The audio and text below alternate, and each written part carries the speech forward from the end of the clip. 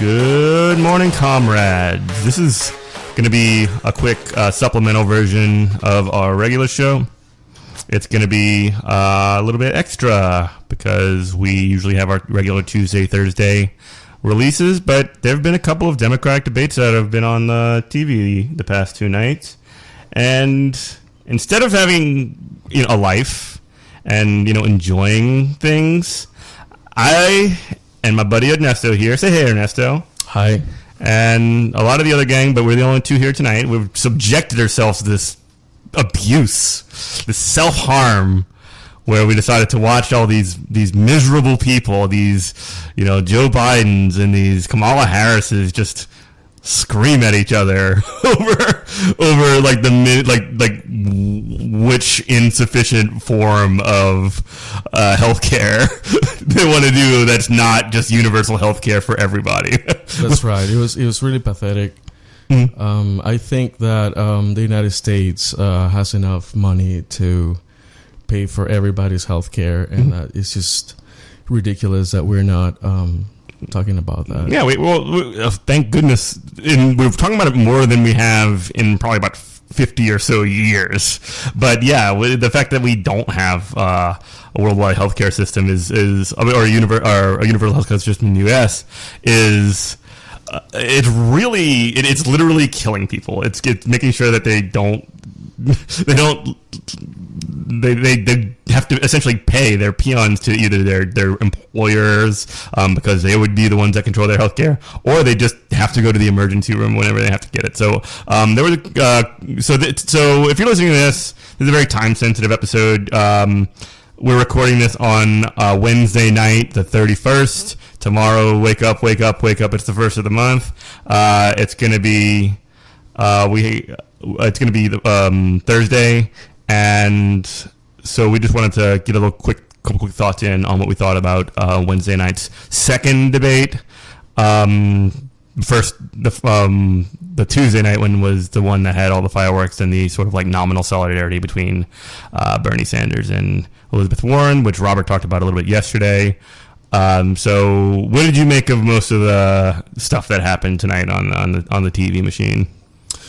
Well, I think it's obvious that for the first time, the Democratic Party is probably having to face the reality that, most progressives are not happy with the way the Democratic Party has been leading the progressive movement. I think that it's important to realize that, like, in 2016, Bernie Sanders started all this discussion about like real change in policies and real change in healthcare, immigration, and these things are now popular. Mm-hmm. And I don't know about you, but I thought that Joe Biden he said everything was fine. Right. He said everything's perfect, and that healthcare, like the Obamacare system, that for those of you who don't know. Maybe you don't live in the U.S. Maybe you have, a family health care plan. Maybe you're on something that's a little bit more stable than what most people have to deal with. They have very high. So the Obamacare program essentially implemented minimum standards for healthcare. Now, those minimum standards, when I say minimum, I mean very much minimum. Right. And so essentially you could have a program where you could pay like $1,200 a month for healthcare or something ridiculous, and you would still have like $1,000 deductible that you would have to pay every time you would visit your doctor, or things like that. This is just examples. And Kamala Harris came in with a version that sort of like had some subsidies for private insurance. Oh, I'm sorry, for like something of a public option, not actually a public option. It wasn't something that was transformative, but she definitely very consciously and very visibly said, "Well, but we're not canceling private healthcare. We still want to have private healthcare companies so they can just cash in on this entire program. They want to have commodified healthcare." So. What were you thinking about when she and Joe Biden were sort of like going back and forth on this whole thing? Well, I believe that what Bernie Sanders says is true. The best healthcare system is not one that is run by private money. Right, for profit. For profit, right. You have to start thinking about, or we have to start thinking about healthcare as a right and not something that private insurance or corporations can profit from. So the fact that she just like brought this like mixture of, just a way private of, public partnership system, accommodating the private insurance, I don't think it's gonna work. It's like, think about it like the police force or the firefighters. Like it would be like, I have my own police because I can pay for it, or my own roads. I have cops and you can't afford cops. Right, Sorry. Exactly. That's the way we have to start thinking about it, and it works. Like look at Germany, look at England.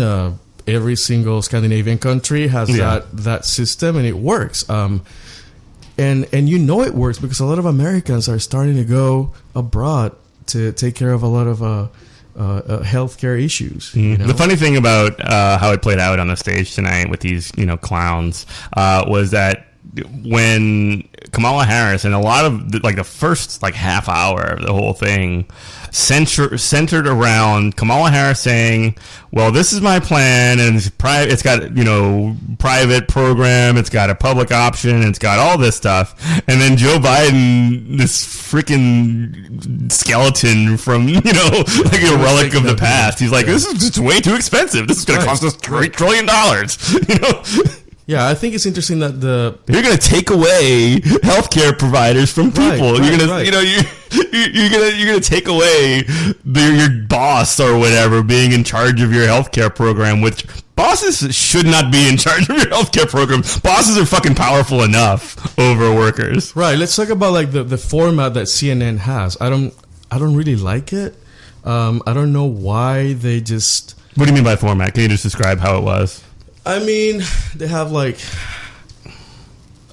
off, they have 10 people on stage. They have 7 different moderators of the debate, right? I don't feel like they let people finish their points. It happened last night more than tonight. I was kind of bored with what they had to say.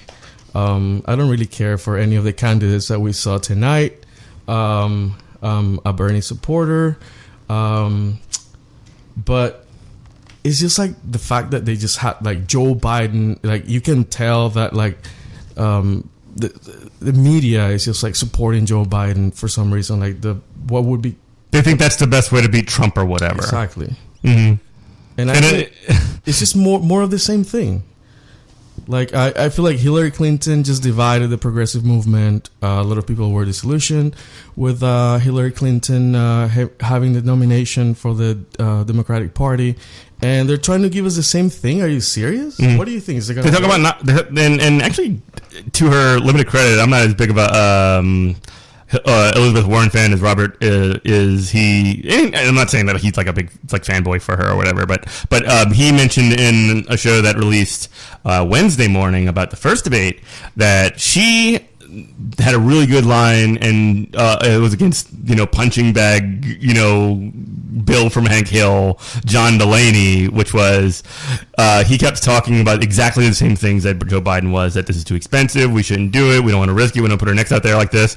And she said nobody wants to support somebody, nobody runs for president just to talk about what's not possible. Exactly. And all we saw tonight, especially on healthcare, a little different on some other things, but as far as healthcare specifically, they just talked about, well, even the small like basic, BS reforms that Kamala Harris put forward. Joe Biden is like, well, that's not possible, and that's his entire line is like he's being the gatekeeper on everything. Absolutely, he wants to be the guy that says we can't do shit. But I think he got the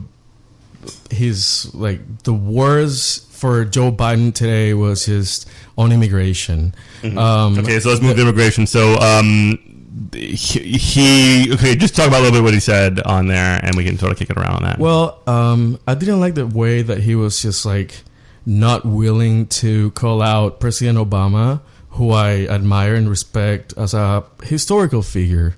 But he's been like piggybacking on this like Obama wave. He has like 50% of the African American vote. But tonight, he didn't want to talk about Obama. Because how many people did Obama deport? Exactly, when they challenged him on immigration. Mm-hmm. And I think that says a lot. Like how are you going to unify the progressive movement when you have a candidate that is not willing to recognize that, the word mistakes that took place. Mistakes were made. You know who else said that? Right. I mean, I say, like, to say the least. Right. Exactly. Like these are real people who were like deported and like families were destroyed. Yeah. And we have to talk about the fact that we have concentration camps in the border. Like what are we, like Nazi Germany? I mean, in a lot of ways, yeah, very much so. It's looking a lot like that, and just the fact that Biden didn't have the spine to stand up and say, no, the Obama administration made a mistake. But you know what happens when he does that, right? He thinks he loses votes. He does, because he doesn't offer anything else. All he's running on is more of the same. Exactly. So remember when in 2016 when Hillary Clinton ran on Obama, like ran as saying that she was going to be Obama's third term? Yes. So that's basically what Biden is doing. And so if he pushes back on any of the policies that happened when he was literally in the Oval Office with Obama, they like Cory Booker, who I hate Cory Booker for so many reasons, especially because he is basically a Betsy DeVos when it comes to school reform. He is like one of the founding members of Democrats for Education Reform. He hates education, like public education. He loves charter schools. He loves vouchers. He loves anything except he hates teachers unions. But he actually was the person that came up and he said, like, would you have supported this? What did you tell Obama or whatever? And like, and he says this to Biden, and Biden just sort of like, well, I just sort of put my head down and just let him do whatever he did, and he just took lumps. Right. What he said is like basically, Obama was right, or I didn't have the spine to talk up against Obama. He said my advice as a vice president is private. Yeah. Well, what does that mean? How does that look in political strategy? Mm-hmm. What does that mean? It means I want to keep riding the Obama wave. Right. That has which is over, by the way. Joe Biden like up in the polls, and the same polls that told us that Hillary Clinton was going to win. Mm-hmm. So, like, how credible are they? I don't know. That's just something. They all said that she was going to win. So, and there's you can talk about polls. It's very complicated in the sense that they're very blunt objects. Like they're actually very good for determining essentially what the sort of like media and like mainstream, I hate this word zeitgeist, but like that's sort of what it is. The media sort of like line and opinion is.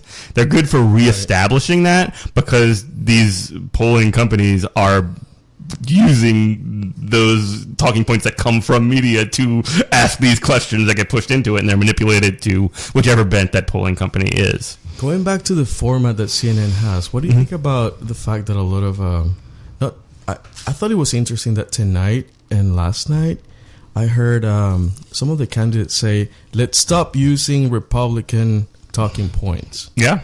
What do you think about that? I think they should stop using Republican talking points when Jake Tapper or whoever comes up and they talk about why should you, when Jake Tapper asks Bernie Sanders or whatever, why would you take healthcare away? Why would you take healthcare providers away from people who like their healthcare providers? Right. That is saying exactly what like Paul Ryan or whatever would say. You know, they're carrying water for these right-wing institutions and these right-wing groups and they were parroted by guys like John Delaney again. And by the way, I do want to talk about John Delaney in a second. Go ahead. Delaney stay in. Everybody's saying Delaney drop out. I'm for Delaney stay in because that guy just, I love seeing him get owned on TV. Like watching this guy just get fucking eviscerated left, right, and center is so satisfying to me because he's such a great punching bag. But like when Jake Tapper will go over and he say these sorts of things, like why do you want to take your healthcare providers away from Americans who like their healthcare providers or whatever? You're literally just pushing what the Mitch McConnell. You're doing his work for him. Exactly. And you're not actually trying to clarify and get to any deep truths of this thing. You're just mystifying things and saying, well, you're being a messy ass guy. You're being messy, man. You're just making it more difficult to understand. Right. You're not actually cutting through the bullshit. You're just being messy. Right. Two things. Tonight they talked about healthcare and immigration. I think those were the two big ones. Yeah. In both situations, the talking points were very Republican. Like they were basically saying, "Oh, people are just they love their fucking health insurance. Mm-hmm. They just love it. Like, why would you take them away from them? Mm-hmm. Well, maybe because they wouldn't have to pay any premiums, right, to go to the doctor, and they can have like finally dental health care. Yeah, I'm sure they would like it better if it didn't cost them as much, and if it was better coverage and all these other things. If you covered more, it costs less. And like, do you like this terrible thing?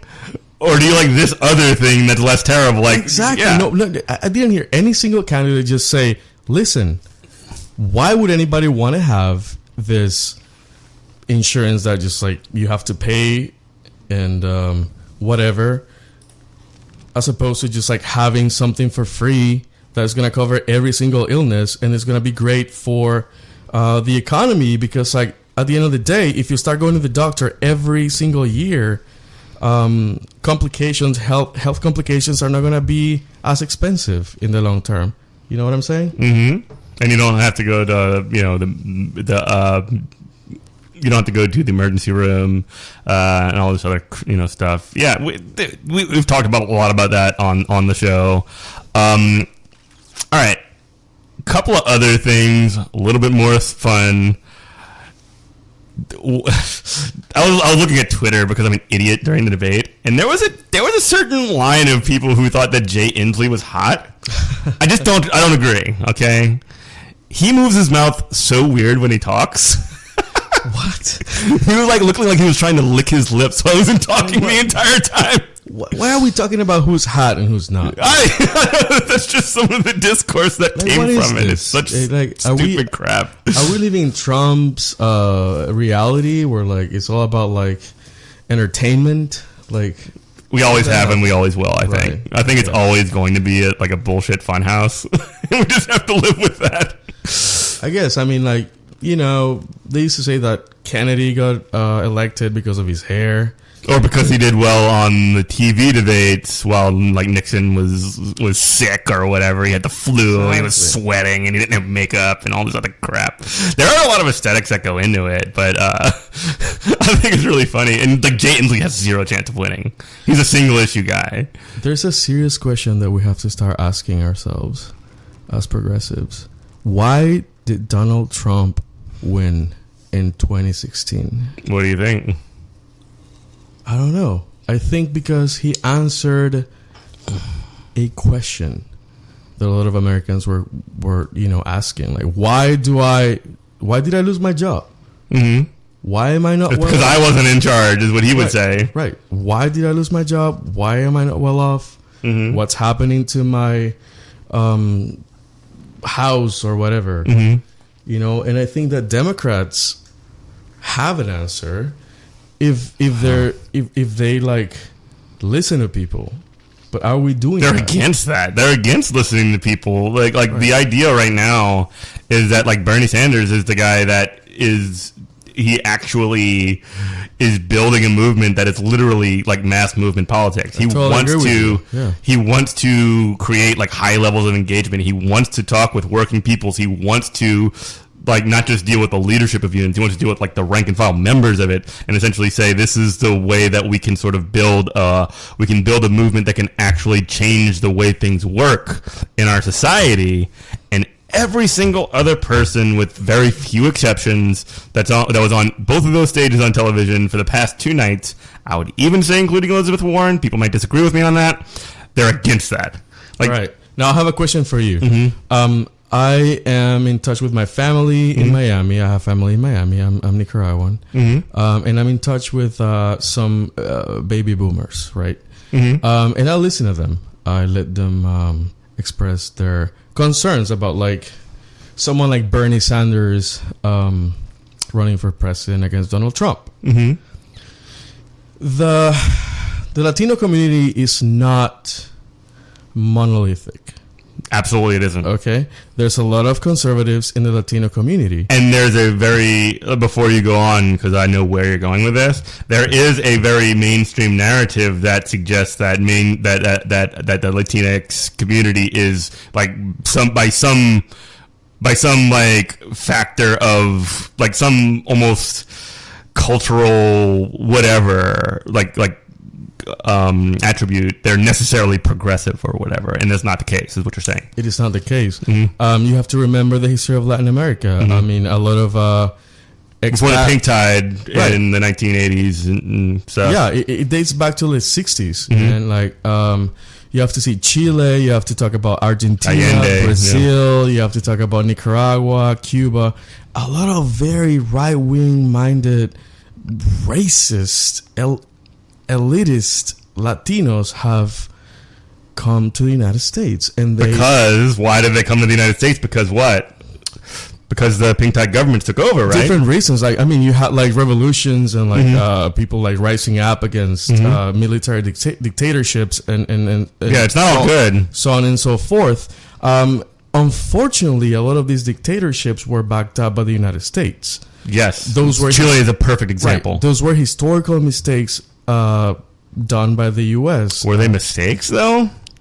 Were they accidental whoopsie-doopsie, or was that like an intended consequence that they wanted to open up markets there? There are mistakes if you want to be practical and you don't want immigration, right? Because like, if you don't want immigration, the simple solution is just like to make people's livelihoods in their countries as good as possible. Yeah, acceptable, normal. But if you're supporting dictatorships, if you're like taking away people's rights and freedoms by supporting like military dictatorships that are going to give American corporations deals, rights and deals, exactly, and like tax breaks, whatever, then you're going to create a whole hemisphere full of like people who are in desperate need for like a better life. Right. So while you're on this point, do you think that the U.S., like, not in the fact that it's like a single-minded whatever that's making all the decisions, there's not like one like person who's just like petting his evil cat while smoking a cigar, right. But like there's a collection of aligned interests that are fine with supporting these, military dictatorships or all these other sort of like. Absolutely, and they're fine with that, and they're also fine with when the immigration part happens. They're fine with policing that as opposed to any other method of doing it. And you police it because it's a way of dehumanizing people. When you dehumanize people, you don't care about them. You don't care about their pay.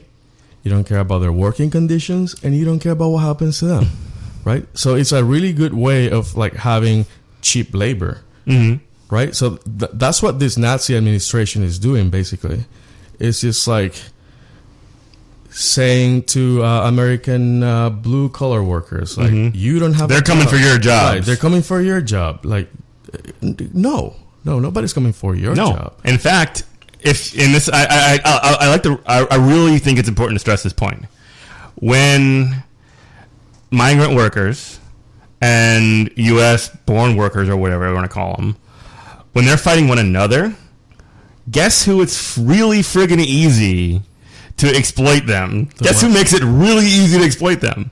Bosses, because you have a market of you have a working class at war with itself. Right. So you essentially makes the class war by the elites, by the ruling class, super easy because they're already fighting one another. And if you study American history, you'll see that this is not a new thing. Like, they did it to the Polish, they did it to the Italians, they did it to the Irish. Yeah. It's the age-old, as American as apple pie. Right. Correct me if I'm wrong. And our listeners can, like, Google this, or like, or you can email, if we're wrong, email us at contact@goodmorningcomrade.com. We'll read your email and you can tell us why we're stupid. But a lot of these, like, enclaves of immigrants were basically offered this deal in a way to, like, become white. And what did that entail? It entailed hating on African Americans, keeping them down. One at a time. Right. Exactly. And, like, it happens with Latinos. Like, we're not perfect. We're not monolithic. There's I have family members who I don't agree with, and they will probably support Trump because they think that the world should continue to exploit people. Basically, it's just like, this is just the way it is. And I feel like Biden just is a little bit more of that, especially in comparison to people like Bernie Sanders, or even Layden. And again, I don't want to, like, sing the praises of Elizabeth Warren. I am much more comfortable with the parameters of debate being between Warren and Sanders rather than, like, Sanders and Biden, or like Warren and Biden. But, like, their sort of, like, positioning, even like a guy like Julian Castro, who I have a lot of problems with, especially in his relation with charter schools. I have a lot of problems with people who like charter schools. I'm a teacher, and so are you. Yeah. So anyway, the fact that people that are on that stage make him look like such a monster is actually an extremely helpful thing. I agree with you, and that's what I was saying. I was celebrating the fact that in these two debates, in these two nights, we've seen a movement to the left of the DNC, and I think they cannot stop that, and they should embrace it. And the faster they do it, the better, right? Yeah, the better. You better, because if you don't make yourself a distinction between Trump and somebody else, if you have, like, Trump versus Trump light, which is what Biden is, you're going to get hammered and crushed and killed. Biden is such a bad candidate. Jeff, I honestly think that Biden is another Hillary Clinton. He's worse. Yeah. He's worse. Yeah. So there's no way that we can get Donald Trump, who's a terrible leader, out of office if we bring Joe Biden to contend with him. Right. He's the most vulnerable out of any, except for maybe like John Delaney, who's got the same, like, Biden policies but doesn't have the network of patronage nor the charisma. I mean, I think there's, like, who do you think are the serious contenders in this? Like, because there's, like, a lot. The only people that are serious right now, in a very real way, to win the nomination by the Democrats. Biden is one of them. Biden, Kamala Harris, Bernie Sanders, and Elizabeth Warren. That's the only four out of all of those 20 people or whatever that are on stage. You don't see Buttigieg? No, he's a joke. He looks like Howdy Doody. He's an idiot. I don't like Buttigieg, but, I've seen a lot of support for him in social media. That's the only place that you see it. I actually don't think that. I don't even think that Warren is as strong as she seems. I think that she appeals to a certain sort of class of like middle class people, and that's fine.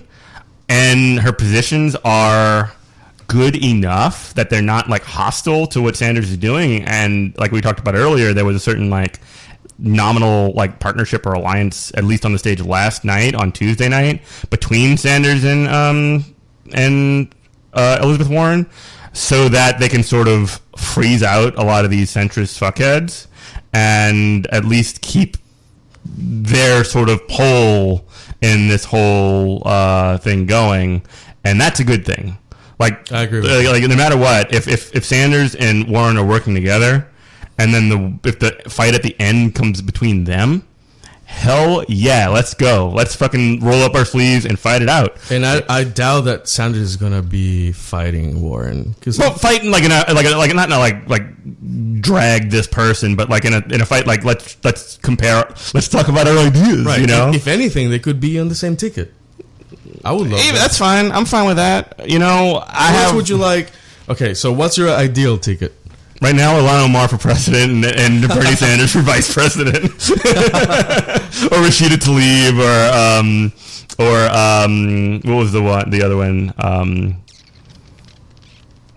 I can't think of her name. Yeah. So the one that originally put together the healthcare plan, who's so good. It wasn't Ilhan Omar. It was I cannot remember her name. Apologies. Tell me how much I suck. Contact at goodmorningcomrade.com, or you can tweet us or Facebook us. Tell me how stupid I am. Anyway, but I think that right now Sanders is great. Sanders is the guy right now.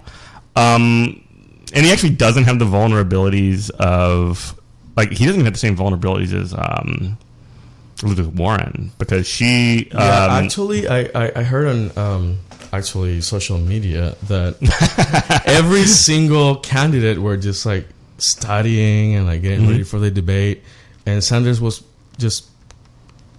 He said the same shit last night. Places. He said the same shit last night that he said for the past 30 years. Nothing was new. He was campaigning, man. Like he knows he's talking points. He's playing the hits, dude. He already knows what he's doing. Like there's nothing that's study for him. This man has so much integrity that the Republicans will have a horrible time trying to bring him down with any dirt. Everything that they throw him would be weak. Now, whether or not he can actually get to that point is questionable. But I think that he would be the best person against Trump, bar none. I think that basically every other of the contenders that I articulated are very vulnerable, because Elizabeth Warren, like what I mentioned earlier, she's not a mass movement candidate. She is somebody who focuses on inside deals. Okay, hold on. Getting concessions from banks. Let me ask you this question, like, honestly. Don't you think that the fact that she's a woman, unifies a little bit of, like, the people who are trying to... The identity folks, you mean? Right. When it comes to that, I get really... Like, I get it.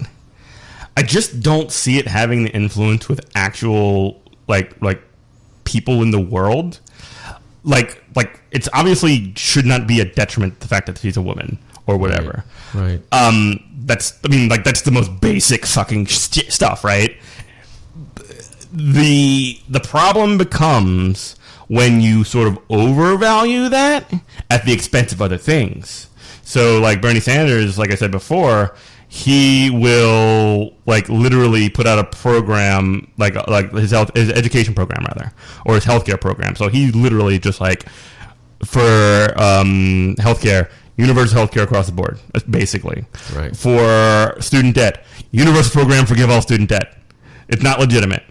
For the education plan, literally moratorium on even like nonprofit charter schools, banning of for-profit charter schools, right, and paying teachers $60,000. He literally calls for reintegration of schools in his program. Those kinds of programs help every identity in America. Right. All people. And the reason I ask you this question is because I feel like there's a lot of energy in the progressive movement that wants to, like, once and for all have a woman in power. That would be dope. And that would be awesome. That would be dope. Guess what, man? Super awesome. And if it's Elizabeth Warren, that ain't bad. It's not at all. Right. But her policies, if you looked at them next to Bernie Sanders, because like the one that I said, universal health care, universal loan forgiveness, education that goes way further than anybody else has even talked about. And you hold it next to Elizabeth Warren's, where she says, well, she wants to have a means-tested program for education. Right. And that means building a bureaucracy. That means that people like Paul Ryan can say, well, we decide who gets it and who doesn't. Right? Or her vision on healthcare has actually gotten better. Not quite as great as Bernie Sanders yet. Definitely come a long way. Right. Her approach, in general, like I said before, as opposed to mass movement, high engagement, building like working class consciousness, she wants to play the inside game. She wants to be at the table with the board members, and she wants to essentially like beat them at their own game. Ain't gonna happen, right? Ever. And I feel like they both share a lot of the same principles. Mm-hmm. And it's not even that they're bad for one another. They're great for one another. But we're in that era of like identity politics, right? Yeah. That's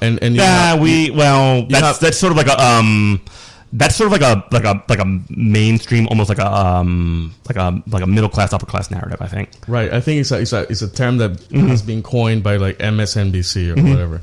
But you do have like enclaves of people like trying to support Buttigieg, for example, because he's gay. Because he's gay, right? Even though he's awful on so many things, right? And if you look at like Warren, Buttigieg, Bernie Sanders, you have to pay attention to their policies, and this goes back to the format that CNN has been implementing. It doesn't let you choose. Like they just want them to fight each other, basically. Respond to this, take on one another. Yeah, that happened a couple of times. In fact, last night there was a really good chance that essentially it was like a layup, like an underhand softball toss that I think it was Anderson Cooper, maybe it was Jake, one of the nobody meaningless people on MSNBC or CNN rather.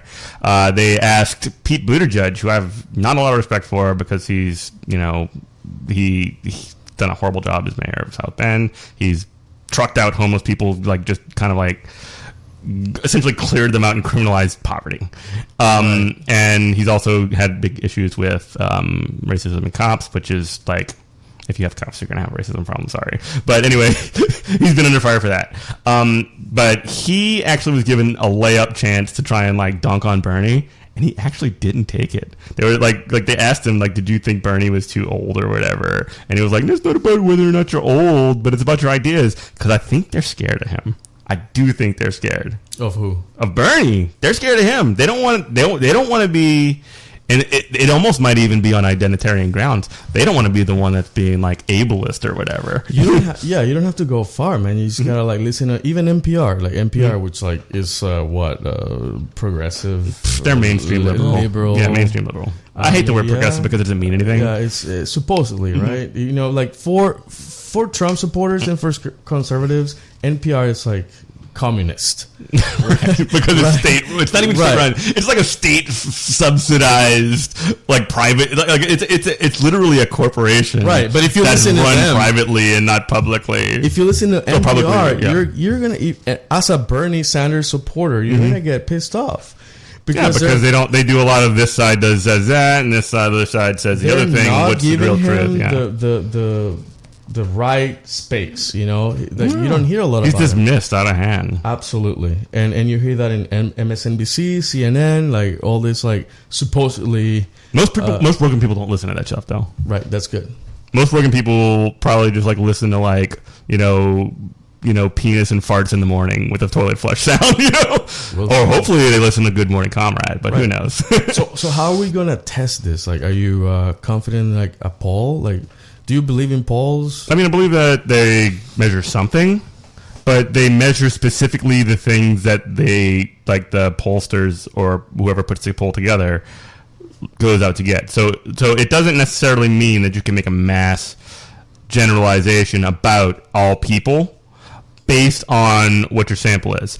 And the way that like a lot of press takes polls is that, well, this is a representative sample for everything. Right. And it doesn't take into account the questions that are asked in the polls, not every time. It doesn't take into account who was surveyed. It doesn't take into account many things that are a part of the formula, the specific formula for each different poll. And they're all different, none of them the same. they sort of like lump them all together and say, well, this last poll says that Bernie Sanders is less popular than Joe Biden with like black folks or whatever. Right. And as a practical society, we want to find out what's going on. What's the question that this was a response to? Right. We want to find out who's going to be up tomorrow in the polls, right? After this debate. It is a horse race, too. We may not know. We may not know. And we learned that the hard way when Trump won, even though every single poll said that Hillary Clinton was going to like... I think Nate Silver gave her like a 70% chance of winning or a 60% chance of winning. And Nate Silver is this guy who runs this website called 538, where he sort of like assigns percentages to different like states, and based on those percentages, he'll make like a summary percentage guess. Right. So I wanted to ask you something about scammer. By the way, Nate Silver. That's my hot take for tonight. Nate Silver is a scammer. Come at me, bro. Make me famous. There you go. I wanted to ask you something about unions. Mm-hmm. Nobody talked about unions. How about workers' rights, man? They talked a little bit about it last night. Not so much tonight when it came to the Green New Deal.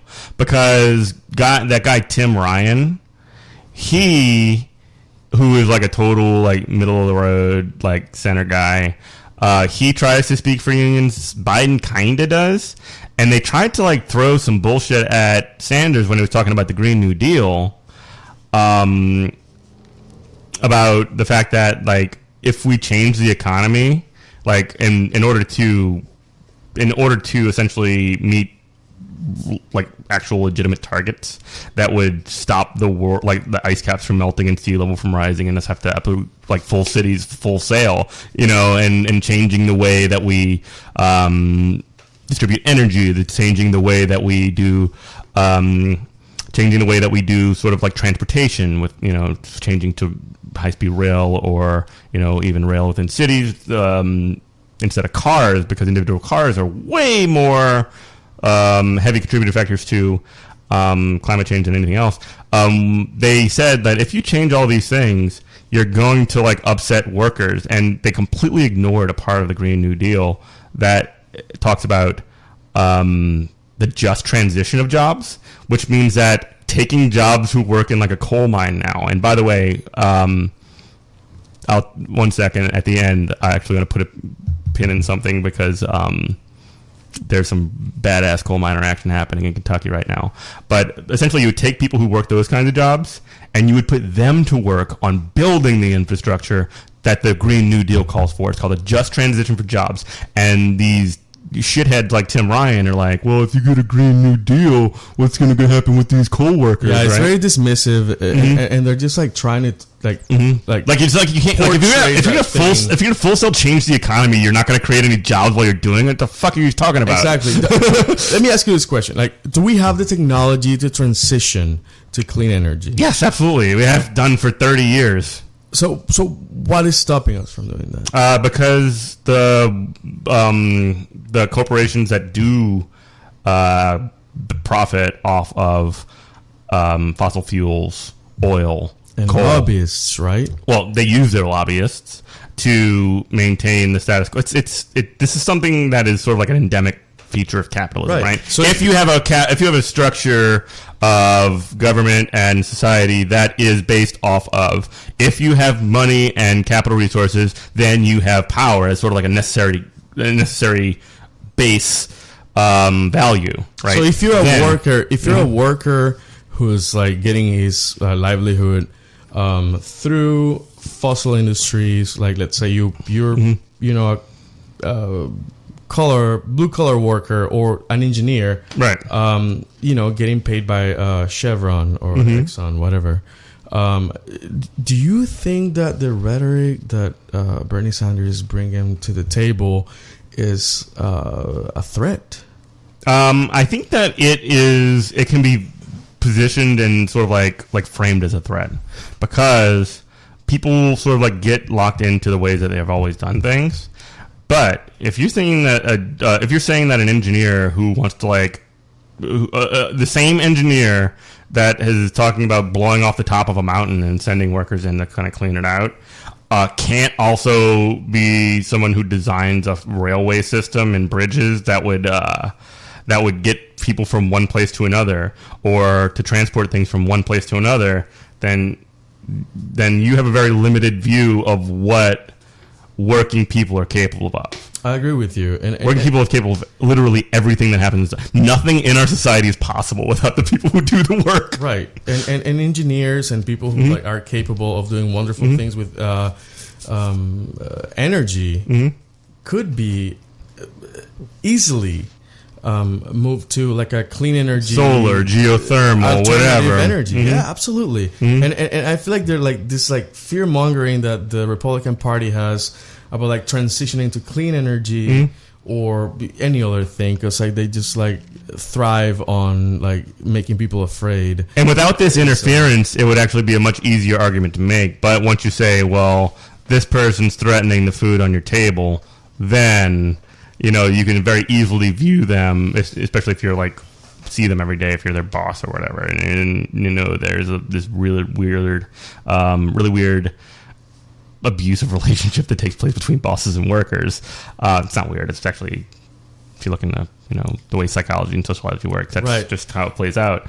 But you see somebody every day, and it's your boss, and they say, "Well, this is bad for you. This is going to make me cut your hours, cut your jobs, or it's going to, your family's going to starve, or whatever." But you're using fear to kind of like push an agenda. Then, instead of having these weird things, then you sort of like it's hard to fight that kind of a framework. Right. And I want to go back to healthcare, because somebody made an irrefutable argument in pro of healthcare taking off, or taking away from the small businesses providing for healthcare. Someone today in the debate said basically, if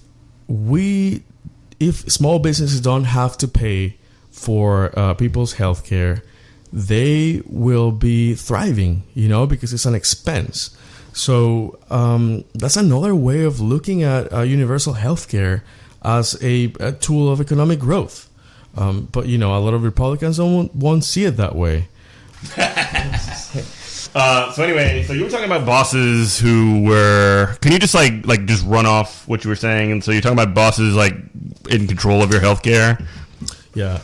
Somebody mentioned in today's debate, taking the responsibility away from small businesses to provide for healthcare. If you have a universal healthcare system, that's no longer going to be an expense that business owners have to make. Right. So this is a way of growing the economy. Well, and think about it another way too. So I may have mentioned this earlier, but I think it's super important to talk about the way healthcare would impact workers in a bunch of ways. Okay, so a lot of people can't quit their jobs, or they are stuck in a working situation because that job has a healthcare program that they qualify for simply because they work for that job, and they pay like a reduced rate or whatever to their employer, or to take another check, they never see that money.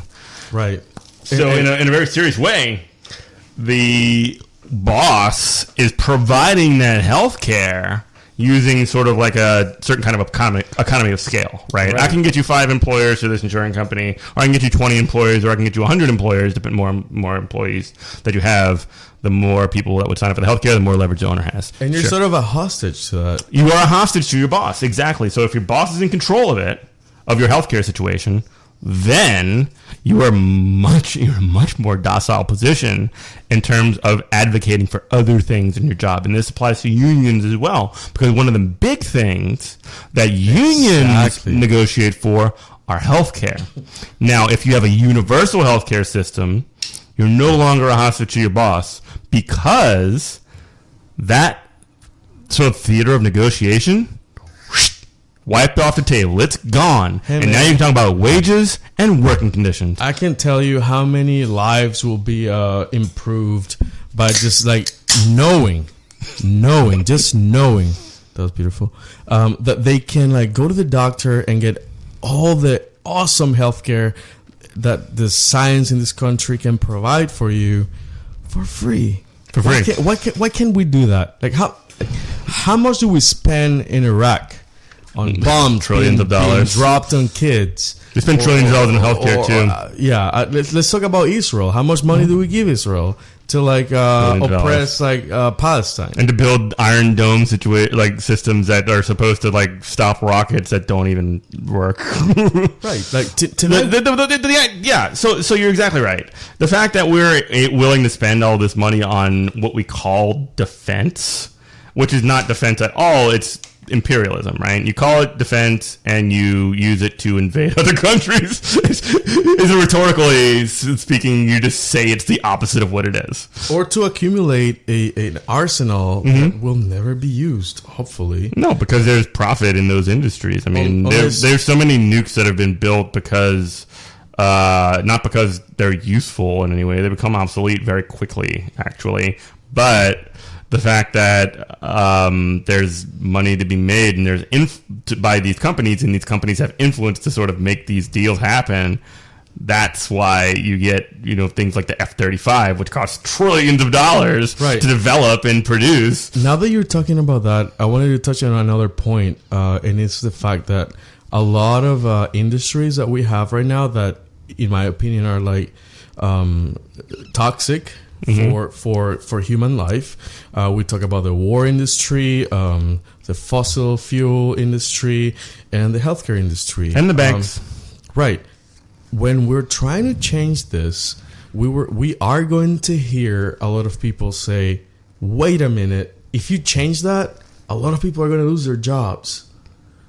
A lot of people are going to lose their jobs. So what's the answer to that, you think? So the money that we're giving away to those companies in either tax breaks or contracts directly or shit, man. If you just had the government take over one of these, Boeing or whatever, liquidate all of their assets except for what it took to operate and develop the planes that we have now, you would have so much money left over that you could run so many government. You could rebuild the entire interstate system. Right. And this is the thing. What's the maybe not just Boeing, but maybe a couple of companies. I'm not exactly sure what the numbers are. I'm not fucking Yang, and I can't do them. I don't have a hat that says math on my head right now. Right. But there's a moral concern. You know, it's just like slavery. Took away a lot of jobs. Sure. And it disrupted the way things were being done in the South. That doesn't make it all right. So we have a moral question right now. You mean the existence of slavery took away jobs? Or you mean the abolition of slavery? The abolition of slavery. I'm sorry. The abolition of slavery disrupted the economy of the South. Correct. Right? Now, we are at a point where we have to ask the same questions now. There are evil institutions, in my opinion, or toxic institutions and systems at play, namely the fossil industry, healthcare, and what else? The banks. Fossil fuels, healthcare industry, the banks, the military contractors, the war industry, essentially. Right. All of those together make one. Also, I would say also the way that colleges run, to sort of just rack up debt, just make children who come out of school that we program literally in school. We say, if you don't go to college, you have failed, and they just rack up debt. I mean, I guess that would be along with the banks, I suppose, but that's in collaboration with academia, because academia has been completely. It's not even just So actually, I want to stop right here, and I don't want to actually isolate individual industries. Okay. I think it's more important to look at the ideological framework of the society, and that ideological framework of the society within the U.S. is term profits. Everything else is valueless. And when you have that happen, just make money no matter what. Yeah, money or whatever. The value of you and the value of all people is quantifiable in cash. Necessarily speaking, when you have that as your entire societal framework, we were talking about debate a little while ago. We're not even talking about debate, but this is good. Necessarily speaking, based on that framework, you will have these giant companies and these giant industries that just consolidate upon one another, and it just sort of creates this behemoth that behaves like a state, right? And all of the democratic institutions that exist within that state disappear because they're completely outmuscled by the power of capital. And they have since the creation of capitalism. I mean, just it's ebbed and flowed, but especially since the 70s. Right. Look at the behavior of corporations. Like Donald Trump comes from a vertical type of like authoritarian. He's a fucking landlord. Authoritarian power. Now, who was Donald Trump's boss? Who did he consult when he made a decision? I don't know. Really, his dad.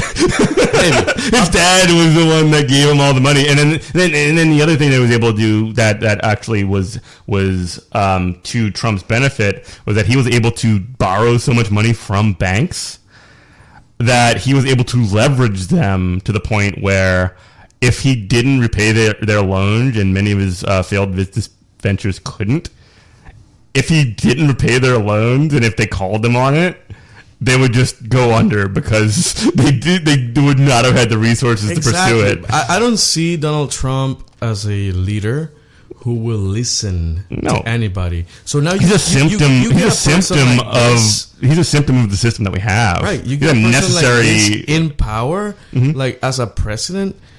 He's really bothered by the fact that in the United States you have a constitution, you have checks and balances. He can't stand that. Yeah, him, Elon Musk, Bill Gates, all these people, all these billionaires, it goes back to like Carnegie and Rockefeller and all these shits from the 19th century. They don't have time for institutions that are run by people. Their entire objective is to their idea. You don't even want to assign I don't actually want to assign moral whatever to it. The ideological perspective is that these people, these individuals, these people with the gifts given from on high by God or whatever, have the ability to change society and make it so that they know what things are good and they want to be against the things that are bad. And that's all there is to it. I mean, it's just my vision of the world. I have the ability to make it happen. Stop me, bitch. That's what it is. Right. And it's mind-blowing how this country is made of people who work hard, right? Every person works hard. If I've learned something about the United States, it's like every person starts working at, after high school, and they just work hard. A lot of times in high school. For their livelihood and stuff. And how can people support this guy who has had everything given to him since he was born? He doesn't know what the struggle of the American worker is. You know who knows? Bernie Sanders. He knows better than Trump. I mean, like, he's not a perfect 1-to-1, but he did live like a real, like, he had government subsidized homes and like all these other things. His family was literally murdered in the Holocaust. I mean, he is definitely lived a life, like, he definitely got. And this is sort of the problem with the American dream as well, is that, only so many people can benefit from it. But at least Sanders himself, and to an extent, even kind of a little bit Elizabeth Warren, like they have this vision, and even some of these sort of like shitheads like Tim Ryan, that's kind of like where I can see where they're coming from. They like nominal, and fact check me on Tim Ryan because I don't know where he actually comes from, but he definitely puts on the aesthetics of like, I'm a working man type guy, and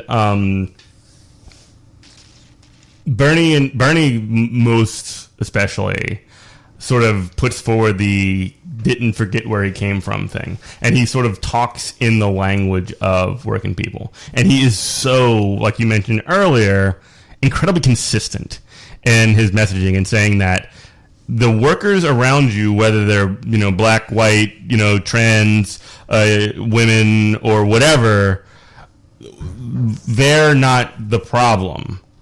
All of the working people, the entire working class, have materially identical needs, and the people who are a threat to those needs are not other working people.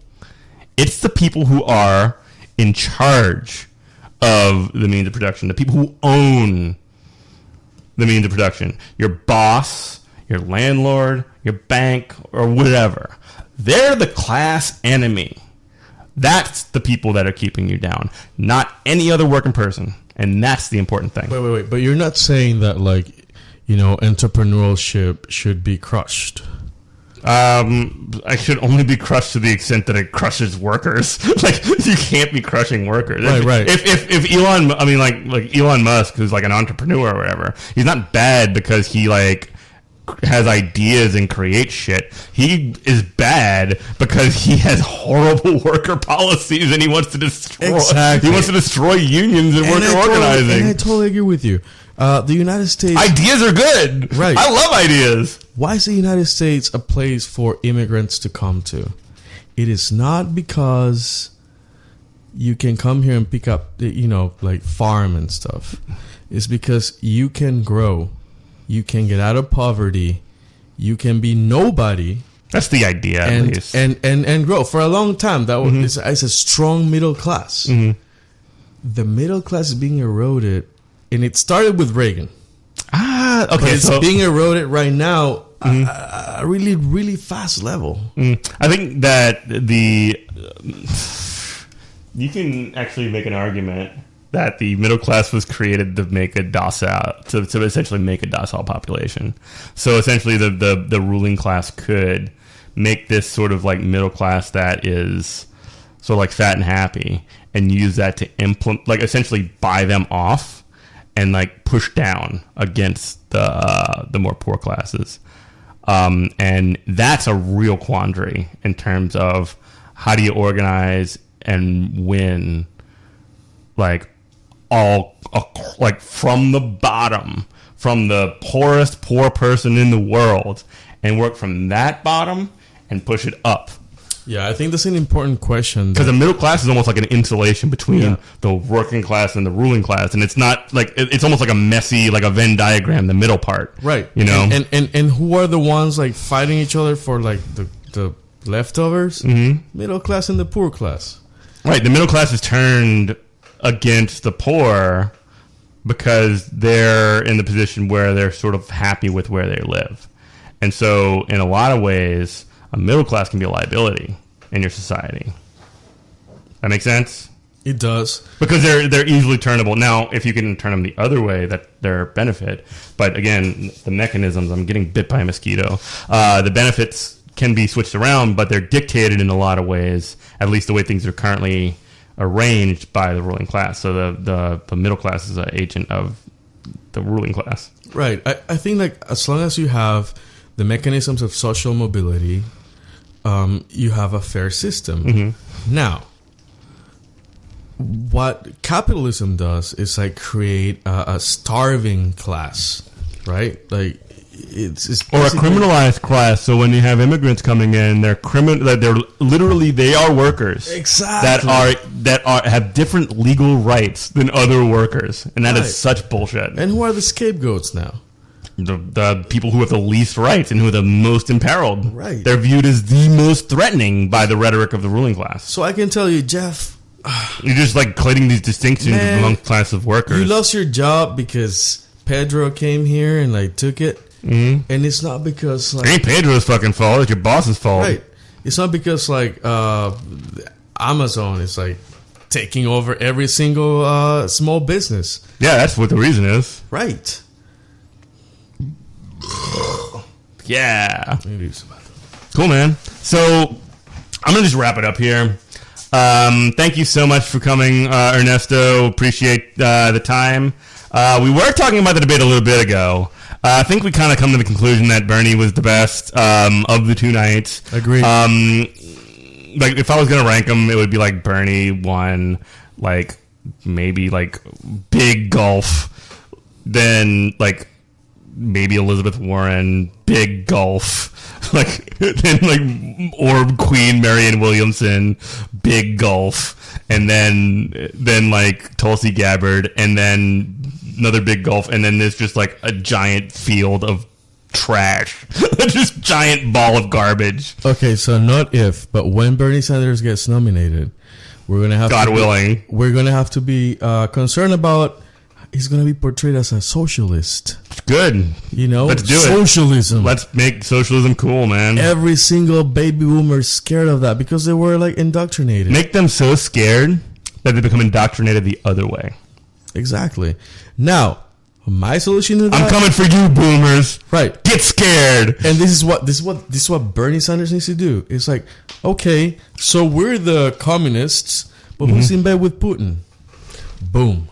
Well, Putin is definitely not a communist. Anyway, you can listen to Good Morning Comrade every Tuesday on WHIV-LP New Orleans 102.3 at 8 o'clock a.m. on Tuesdays. You can also check us out on goodmorningcomrade.com. We're on Facebook, Good Morning Comrade, Instagram, Good Morning Comrade. We're also on Patreon. You can give us your money. Give your money to Good Morning Comrade. And also, you can check us out on Twitter, Comrade Morning. Follow me on Twitter, at Eminent Prof, EMINENTPROF. I would love to hear a lot of your hot takes about how stupid I am. I'm very stupid. I just talk into a microphone, and you don't have one, so sorry. I love each and every one of you. No matter how stupid you think I am, I will talk to you soon. Bye.